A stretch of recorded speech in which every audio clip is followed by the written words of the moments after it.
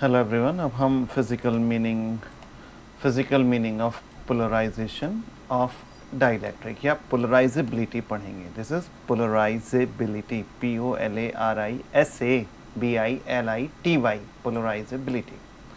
When dielectric is placed in the external electric field, the electrically charged particles, जो भी dielectric के अंदर होते हैं इलेक्ट्रिकली चार्ज पार्टिकल क्या होते हैं? Atoms, ions, molecules with their displacement arrange in such order, और वो डिस्प्लेस होकर कुछ ऐसे इस ऑर्डर में अरेंज हो जाते हैं that dielectric acquire a certain electric movement, उसके अंदर कुछ आ जाता है.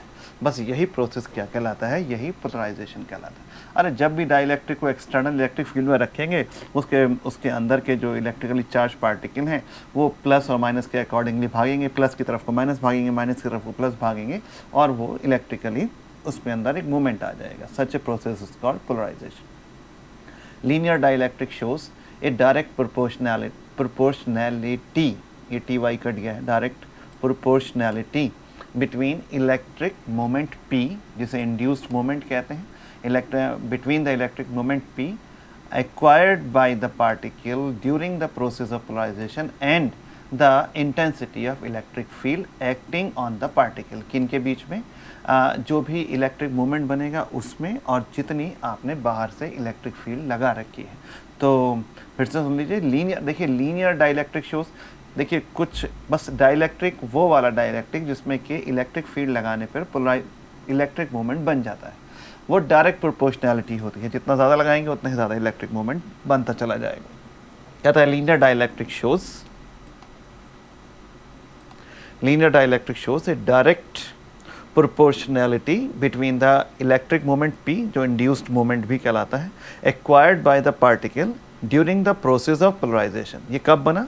पोलराइजेशन के प्रोसेस में जो इलेक्ट्रिक मूवमेंट बन गया, मतलब प्लस और माइनस चार्ज इधर उधर जो हो गए उसमें. And intensity of electric field acting on the particle, that is local electric field inside the dielectric, जो इनसाइड होती है, इंटरनल. मैथमेटिकली ई जो P होता है वो प्रोपोर्शनल का निशान देखिए, और EINT प्रोपोर्शनल का निशान ऐसे ही लगाना जैसे लगा है, क्योंकि अगले स्टेप में प्रोपोर्शनलिटी का साइन हटा के अल्फा लगा दिया जाता है. अल्फा EINT दोनों एक से नहीं होने चाहिए, नहीं तो दोनों अल्फा. हाँ, पिछले आर्टिकल में जो ससेप्टेबिलिटी का था उसे काई बोलते हैं, और वो ऐसे बनाया जाता है. मैं वहाँ बताना शायद भूल गया था. खैर, तो कहता है the coefficient of polarisability alpha in equation 1 is known as polarisability of a given dipole. Given dipole की पोलराइजेबिलिटी कहलाती है. Polarisability shows the properties of an individual particle of the matter and not of a large volume. ये एक मतलब particular particles की property होती है, पूरे वॉल्यूम की नहीं होती. सो ये microscopic electrical parameter of dielectric भी कहलाता है. माइक्रोस्कोपिक जो छोटे रूप में होता है, एक मैक्रो होता है वो बड़े में. सेकेंड ईयर में पढ़ेंगे आप इसको. खैर, अगर INT 1 है, 1 कूलम का मतलब INT 1 अगर है, बस ये कहिए, देन इक्वेशन 1 क्या होगी? P बराबर अल्फा. तो क्या कहेंगे? So polarisability alpha is the dipole moment per unit field strength. बस ये क्या कहलाएगी? Polarisability alpha is the dipole moment per unit. अगर E आपने 1 बोल दिया है तो, जब भी तो बोला है ना, पर यूनिट फील्ड स्ट्रेंथ 1 हो गई ना, तब P और अल्फा बराबर हो जाएंगे. पोलराइजेबिलिटी अल्फा डाइपोल मोमेंट ही बन जाएगा, दोनों आपस में equal. If there are n dipoles हैं per unit volume of the matter, then equation number 1 में बस कैपिटल N मल्टीप्लाई कर देंगे. वहाँ पे अल्फा इंटू INT है ना ये. Here P is the average dipole moment of n dipoles. बस यहाँ पे एवरेज डाइपोल मोमेंट आ जाएगा n डाइपोल्स. यही इस बात का मतलब है. इसको आप सही से तैयार कर लेंगे. ये कई बार एग्जाम में आता है, physical meaning of polarisation of dielectric या पोलराइजेबिलिटी. अब यूनिट ऑफ द पोलराइजेबिलिटी, जब dipole moment P is measured in coulomb per metre, ये स्क्वायर नहीं है, coulomb per, and E volt per metre में, देन इक्वेशन 1 से अल्फा, भाई वहाँ P बराबर अल्फा इंटू EINT है ना, तो अल्फा बराबर P अपॉन EINT. P आपका कितना? Coulomb metre. इसको, अरे यार, इसको मैं काट के दोबारा लिख दूँ, कन्फ्यूजन क्रिएट कर रहा है. कूलम मीटर ऐसे होना चाहिए था, कूलम मीटर, और नीचे वॉल्यूम पर मीटर. तो वो वॉल्यूम कह रहा हूँ, वोल्ट पर मीटर. वो अभी कभी सेंटीमीटर भी मुंह से निकल जाता है, तो यार थोड़ा ध्यान से, क्योंकि एक साथ 2-3 फिजिक्स आपकी चल रही है ना, 2 आपकी चल रही हैं, 2 सेकेंड ईयर की चल रही हैं, तो वो कहीं पे सी कुछ है, कहीं पे सी कुछ है, तो दिमाग में ज़रा वो रहता है। फिलहाल आप इस वक्त हम इलेक्ट्रिसिटी पढ़ रहे हैं यहाँ पे, तो ये ध्यान रखिएगा, यहाँ सी फॉर कूलम से ना कि सेंटीमीटर होगा, तो कूलम मीटर यहाँ पे है, और वी वॉल्यूम में नहीं होगा, वोल्ट के लिए होगा। तो बस ये कूलम मीटर स्क्वायर बटे वी आ गया, और फेरेट कितना होता है, सी अपॉन वी, तो ये कितना हो जाएगा, फेरेट मीटर स्क्वायर हो जाएगी, फेरेट मीटर स्क्वायर, बस मल्टीप्लाइड। मैकेनिज्म हम इसी में देखेंगे यार। देखिए mechanism of polarisation, we know that polarisation alpha is defined in terms of the electric dipole moment. So electric dipole, so it measures the formation of electric dipole moment by each ion, atom or molecule. The electric dipole are found through a variety of the mechanism. मतलब ये क्या है alphabet, कितने electric dipole moment होता है, कैसे बनता है, क्या होता है। अब electric dipole moment are found through the variety of mechanism, कई प्रकार से बन सकता है। Each one contribute to the value of alpha, और सब मिलके अल्फ़ा को बनाते हैं total. Hence, alpha is the sum of the different type of polarizabilities. In general, the molecules or atom ion may be affected in the following ways. सबसे पहला क्या होता है इसमें, इलेक्ट्रॉनिक पोलराइजेबिलिटी। ये मैकेनिज्म है, बहुत खास टॉपिक है। पहले electronic polarisability, the centre of gravity of electrons and protons में change resulting in the induced dipole moment. अरे यार इलेक्ट्रॉन्स एक तरफ को सारे हो गए, प्रोटॉन्स की एक तरफ को सीजी हो गई, तो बस डाइपोल मोमेंट बन गया, घूमने लगेंगे। दैट इज पी के सफिक्स में ई लिख देते हैं, क्यों, इलेक्ट्रॉनिक वाला, तो अल्फा ई, यहाँ पे भी अल्फा के नीचे ई कर दीजिए, साथ में E I N T. P E has all character of an assembly of the dipole produced by the displacement of electrons which have natural frequencies equal to all higher than that visible light, so that alpha E is called optical or electronic polarizability. फिर से देखिए, P has सारे character होते हैं of an assembly of the dipole produced by the displacement of electrons which have natural frequencies. अब ये extra 2-3 line है, इसका मतलब यहाँ समझ में आपके नहीं आएगा क्योंकि आगे के टॉपिक हैं। डिस्प्लेसमेंट ऑफ विच है मतलब नेचुरल फ्रीक्वेंसीज यहाँ पे होंगी, और वो विजिबल लाइट की फ्रीक्वेंसी से सब ज़्यादा होती हैं, तो इसलिए इसको ऑप्टिकल या इलेक्ट्रॉनिक पोलराइजेबिलिटी भी कहते हैं।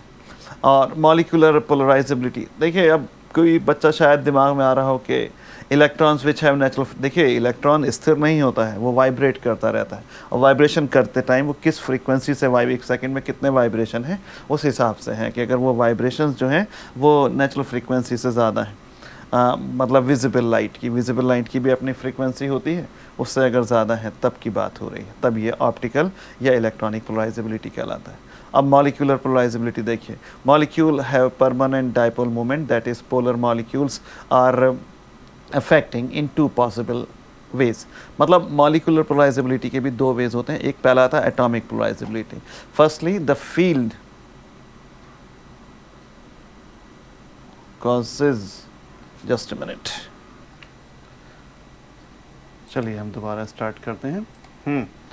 कहते हैं कि एटॉमिक पोलराइजेबिलिटी में firstly the field may cause, ये जो है थोड़ा कट गया है यहाँ पे, the field may cause the atoms to be displaced, altering the distance between them and hence changing the dipole moment. देखिए जो आपके पोलर मॉलिक्यूल्स हैं उसके अंदर तो पोलराइजेबिलिटी मौजूद ही है, मतलब उसके अंदर डाइपोल मोमेंट मौजूद ही है, जो इलेक्ट्रॉन्स एंड प्रोटॉन्स के अलग अलग होने के कारण, मतलब इलेक्ट्रॉन्स अपनी जगह पे होंगे, प्रोटॉन अलग अलग होने के कारण होता है। लेकिन जब बाहर से फील्ड लगाई जाती है तो मान लीजिए इलेक्ट्रॉन यहाँ है, प्रोटॉन्स, सारे इलेक्ट्रॉन्स की सी जी यहाँ पे है और यहाँ सारे प्रोटॉन्स की सी जी है, बाहर से फील्ड लगाई, ये थोड़ी सी डिस्प्लेस हो जाएगी अपनी जगह से, ये भी थोड़ा सा डिस्प्लेस हो जाएगा। इसके कारण कहता है may cause the atom to displaced altering the distance between them, और उनके बीच की जो डिस्टेंस थी वो दूर हो बदल जाएगी, अल्टर हो जाएगी, तो उनका डाइपोल मोमेंट भी बदल जाएगा of the molecule. Such polarisability is called atomic polarisability and it is denoted by alpha. ये कोई इतनी खास बात नहीं थी, इलेक्ट्रिक फील्ड लगाते ही पॉजिट्रॉन और जो भी इलेक्ट्रॉन्स होते हैं उनके डिस्टेंसेस बदल जाते हैं उनके सी जी के, तो ये भी बदल जाएगा। ओरिएंटेशन या डाइपोलर पोलराइजेबिलिटी कहता है secondly the molecules as a whole may rotate about its axis of symmetry. The molecule पूरा जो molecule as a whole वो rotate करता है about its axis of symmetry. so that the dipole attains, नहीं, the dipole align with the field. क्या dipole जो है वो अपने को अलाइंड, मतलब अलाइन करने की, मतलब मोड़ने की या कोशिश करता है जिधर को भी, जैसे एक पॉजिटिव यहाँ है, नेगेटिव यहाँ है और इलेक्ट्रिक फील्ड की दिशा इधर को लग रही है, तो ये कोशिश करेगा कि हम जो ऐसे हैं ये हम ऐसे हो जाएं, इसी की दिशा के साथ साथ इसी के पैरेलल आ जाएं, तो अपने को अलाइन करने की कोशिश करता है. This is known as orientational या dipolar polarisation and denoted by alpha d. अब बस इसको हम क्या कहते हैं, डाइपोलर पोलराइजेबिलिटी, पोलराइजेशन या ओरिएंटेशन पोलराइजेशन कहते हैं. अपने को एज ए होल पूरा एटम कोशिश करता है बाहर से लगाई गई इलेक्ट्रिक फील्ड की दिशा में मोड़ने, तो इसको अल्फा डी कहते हैं. तो आपने देखिए सबसे पहले क्या पढ़ा था मैकेनिज्म में, एक पहले तो पढ़ा था इलेक्ट्रॉनिक पोलराइजेबिलिटी, फिर मॉलिक्यूलर में दो पढ़े, एक एटॉमिक जिसमें कि सीजीज इफेक्टेड होकर बीच का डिस्टेंस बदल जाता है, और दूसरे वो अपने को अलाइन करने की कोशिश करता है, और तीसरा होता है interfacial polarisability. Such type of mechanism, just a minute, हाँ, such type of mechanism is due to the large number of defects in the structure of crystal such as lattice vacancies. lattice तो आपने chemistry में पढ़े होंगे, lattice points वो जगह हैं जहाँ पे के एटम्स या आयंस मौजूद होते हैं. मान लीजिए कहीं पे आयन गायब हो, अरे पानी जो वेट वो होता है ना, पेपर वेट, आपने कई बार देखा होगा, बड़े से शीशे की बॉल होती है, उसके अंदर होल से होते हैं बने, तो वही तो बस डिफेक्ट्स हैं कि वहाँ पे गायब है चीज़ें. या इम्प्योरिटी सेंटर, बहुत सारी इम्प्योरिटीज़ मिली हुई होती हैं, सब एक जैसा नहीं होता है. Such type of mechanism is due to the large number of defects in the structure of crystal such as lattice mechanics, lattice vacancies खाली जगहें, इम्प्योरिटी सेंटर, ईटीसी. इम्प्योरिटी मिली होगी, शीशे का टुकड़ा होगा उसमें कुछ और मिला हुआ होगा, ET. Such type of polarisability is denoted by alpha के सफिक्स में आई लगा दीजिए. इंटरफेशियल का ये आई लगाने की कोशिश करी है इन्होंने, आई. दिस इज जनरली नेग्लेक्टेड, और इसको नेग्लेक्ट कर देते हैं. हिंस टोटल अल्फा कितना था, ई जो इलेक्ट्रॉनिक के कारण था, ये एटॉमिक के कारण था, ये आपका डी वाला ये ओरिएंटेशन या डाइपोलर वाला था, और अल्फा आई जो है वो आपका इंटरफेशियल. इन सब के कारण मिल के कितना इलेक्ट्रॉन और पॉजिट्रॉन में जगह से हिलते हैं और कैसे घूमते हैं, वो सब मिला के ही आपकी पोलराइजेबिलिटी अल्फा कहलाती है. तो ये आपकी पोलराइजेबिलिटी का मैकेनिज्म था. अगला आर्टिकल इसके बात करेंगे, मैकेनिज्म ऑफ पोलराइजेबिलिटी आप बहुत अच्छे से तैयार करिए. ओके.